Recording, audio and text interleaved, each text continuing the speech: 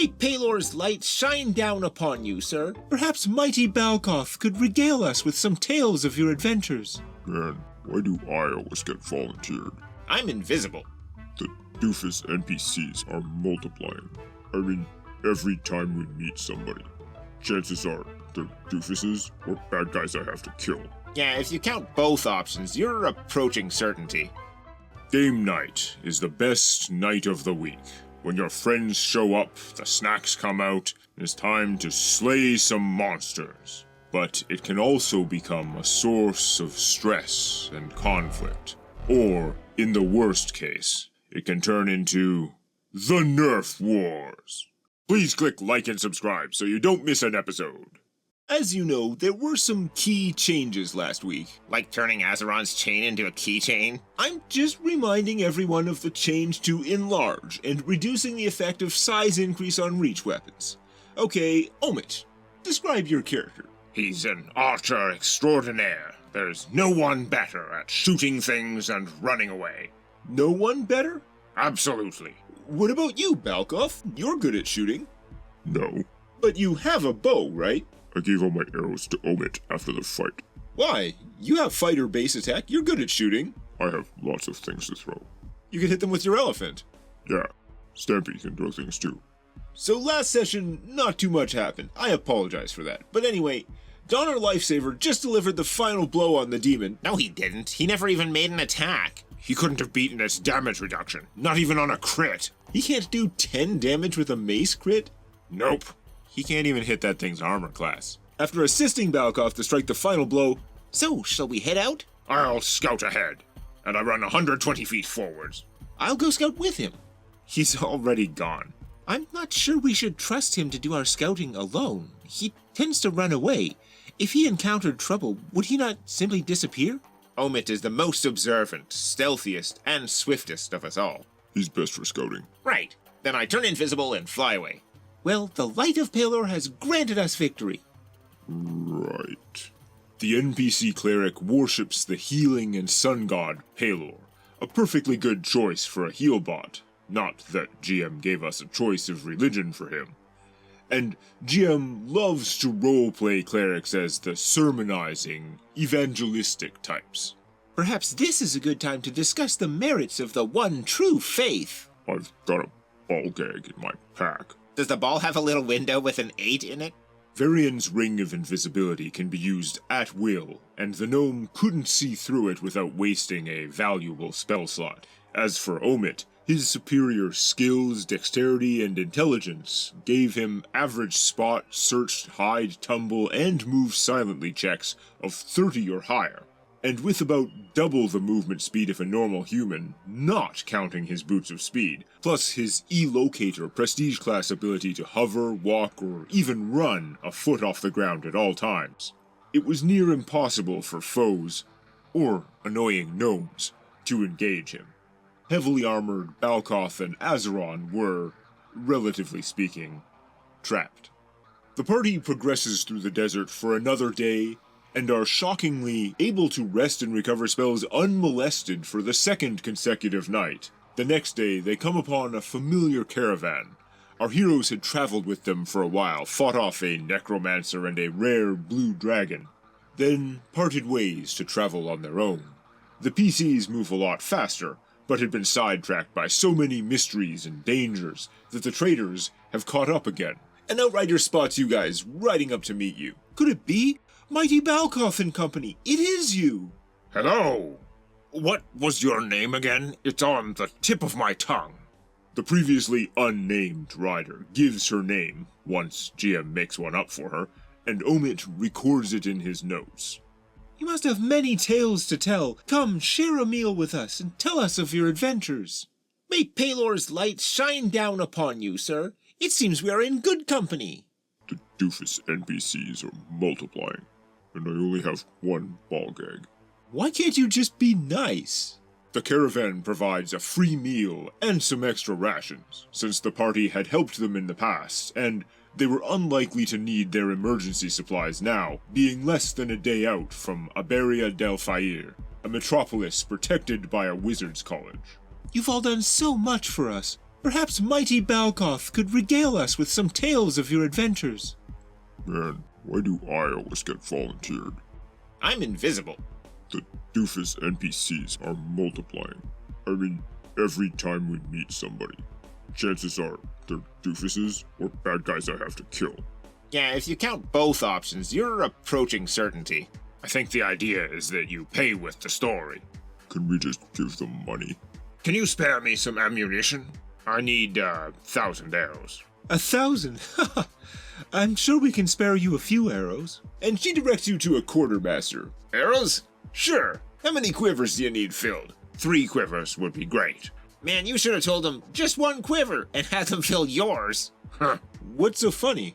You said they couldn't give him 1,000 arrows, but if they offered to fill his quiver, he should have held them to it. Oh, how many arrows does your magic quiver hold? A lot. The quiver of Ilana is larger on the inside than on the outside. An extra-dimensional space resembling a bag of holding or portable hole, except that its shape only allows long, thin items such as arrows, bolts, or javelins, with the added benefit that whichever item you want is always the first you grab. So Omit never has to waste time searching through all his ammo to find that arrow of mind flayer slaying. Despite GM's best efforts to instigate some role-playing, Azeron dragged the conversation back to the usual types of NPCs we were accustomed to in this campaign. If we see an unattended child, we have to assume it's like a druid in disguise waiting to flame strike us. Har har. City guards demanding bribes. And then complaining when Balgoth threatens to rip their heads off. Just endless jerk NPCs. That's not true. You've met many NPCs who were nice. Oh, please tell us a story. It will give us +10 on our next check to scry you. Scrying is a form of divination, magic used to obtain information, which lets the caster actually see you and the area around you in real time. Usually for a short period, say a few minutes. It fails if you can pass a saving throw, but the more information the caster knows about the target, the harder that saving throw roll will be. Thus, the more likely they are to be able to spy on you. Many of the villains we have faced have obviously scryed us, with one group in particular having cast Spell Immunity, a buff which protects against a few specific spells which must be named at the time of casting, and which, in this case, included some of Varian's favorite debuffs and damage spells. Finally, the party reaches Aberia del Fair, a massive city and literal oasis in the Great Desert. The city is ringed by slums, and as the party rides past the peasant hovels, one comes up and offers to be their guide for a silver piece per day. I can assure you, we are quite capable of finding our way around. Come on, you gentlemen are so rich. What's a silver to you? And what is your name? The peasant gives his name once GM makes one up, and Omit records it in his notes. That's a fortune for a guide we don't need. What about you, good shorty, sir? Dwarves are less common in these lands, and all shorter races, dwarves, halflings, and gnomes, are known collectively here as shorties. Not intended as an insult, GM insists, though it certainly feels like one to Balgoth. Your armor looks real valuable. I bet you have tons of gold. 1 silver is the bargain for you. I know this whole city. We don't need you. Get out of here before I cut off your begging hand. I made that line up. I don't remember exactly what Balgoth said there. I failed to record his response in my notes. But that was more or less his tone, which helps to explain what happened next.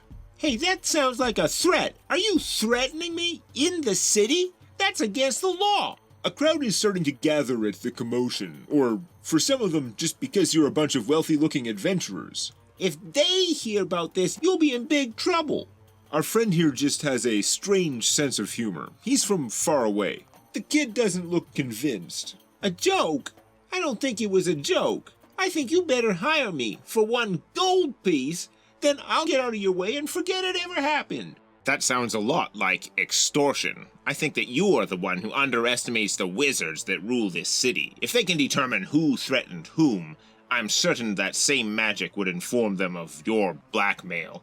I think you'd best leave well enough alone. The kid doesn't know what you're talking about, but he's making quite a commotion, and there is a significant crowd starting to gather. Fine, I toss him a gold coin and ride off. Your guide disappears with a grin into the mass of people, but the other kids and peasants surround you, tugging at your ankles. I'm very sick. I need money for food. Please help me. I hover up 10 feet to get out of reach. We need to leave town. I'll fly up 10 feet as well. Shouldn't we push forward into the better part of the city and ditch them that way? The crowd becomes more agitated. Not like people who've never seen magic before, but it shows them that you guys really are that rich and maybe dangerous. Donner pipes up. Should we not help these people? What the hell? No. No. Whatever. Let's just head back the way we came. Leave town and circle around and come at it from another angle. The people are tugging at your ankles, your pant legs, begging. Those of you on horseback, anyway. Why not help them? We have so much, and they have so little. It's only fair. Fair is a concept which can be defined in many different ways. We have so much because of the risks we take to protect people like them, to divide it amongst them. Varian could probably go on like that forever, but nobody seems to care, so they cut him off. Hilor does command that we help those who are in need. Then you do it. I don't worship your god. Truthfully, none of the PCs are particularly devout, but the others are less forthright about that point, at least when speaking to the guy who makes with the healing, even if they'd rather not have him in the party at all. Are you forgetting? Through whose miracle were your wounds healed in battle? 1/9 share.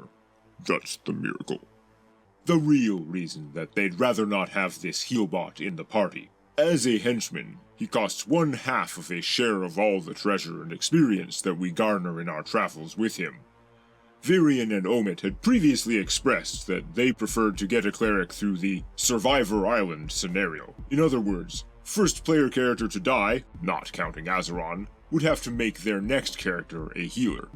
I start looking around for a rat. A rat? Yeah, if I see a rat, I'll hit it, at which point we'd have to roll initiative, enter combat mode, then Omit would take control of the cleric since it's his turn, and we could just make him leave. GM roleplays for the henchman, but for fairness and to reduce complaints, he decided that a randomly chosen player would control the gnome in combat, this week being Omit's turn. GM ignores Azeron's metagame suggestion. In an effort to minimize this crowd-based annoyance, though, the party turns and retreats out of the suburbs, while the NPC distributes a gold piece worth of small change amongst the grasping crowd, who promptly swarm him, leaving the stingier player characters alone. Soon, with a few encouraging words from Donner Lifesaver, the crowd is gushing praise for Palor and his generosity. The party circle around, enter the slums from a different direction, and manage to reach the city proper. The transition from the slums was obvious. The buildings were richer, more permanent, and there were city guards. Hello, travelers.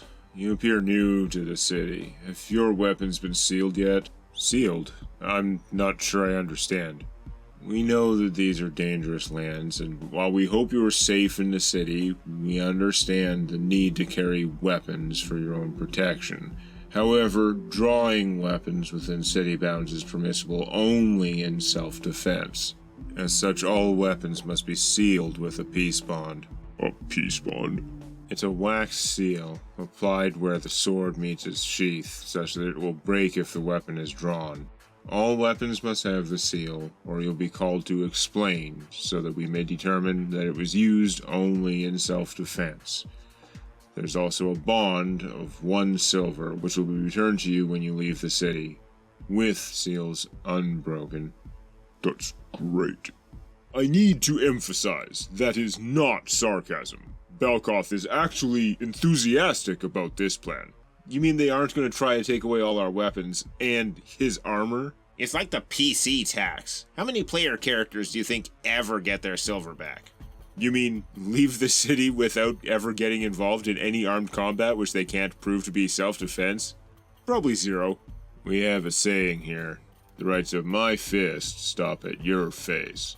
Each party member in turn has their weapons bonded, paying 1 silver, or in Balkoth's case, 1.3 gold, because it is 1 seal and 1 silver piece per weapon. Azeron's character gets away without the bond because the guards mistake Malavon's chains, wrapped around her shoulders and waist, as some bizarre adornment. As we go, the guard records the name and race of each party member. I am Varian Seth, and I was born human. Varian's morals may not quite mesh with the more good-aligned party members at all times, but he is very lawful. He avoids lying whenever humanly possible. Now, he is smart enough that he is loath to give out information which could be used to track him or his companions. But if he ever does give his name, he uses his real name.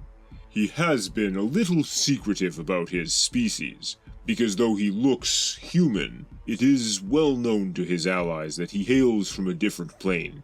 He is, in fact, an Elan, member of a secret society of former humans, who have chosen to be reborn into new, psionically engineered bodies, aiming towards perfection. My name is Timo. Omit is also not overly good aligned, but he isn't remotely lawful either. He has no interest in giving anyone his real name. And your race? What do I look like to you? I don't know. You don't look like you're from around here. It shouldn't be such a difficult question. In truth, I'm unsure of my parentage. My mother was human. You don't even know what your father was? Are you half orc, half elf, half dwarf? This is just a basic record of the peace bond, and so you can get your silver back. Just put half human. Omit is a tiefling, which is the term for a human with some degree of fiendish blood. Think demons and devils. They have above-average dexterity and intelligence, but often display some minor physical trait that might give them away, and it's hard to think of a heritage which carries greater stigma. And Omit so doesn't care about 1 silver piece.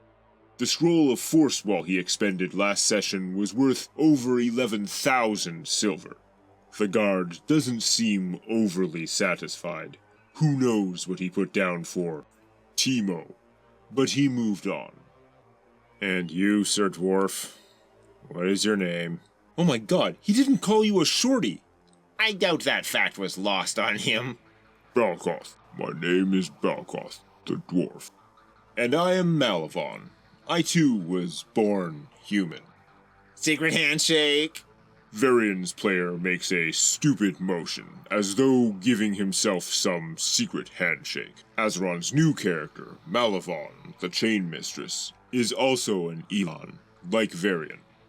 Their psionically engineered bodies tend to be physically attractive, but the primary upshot of the process is that they are clinically immortal. They age very slowly, can sustain themselves without food or water, if necessary, via their mental energies, and their maximum healthy lifespan is indefinite.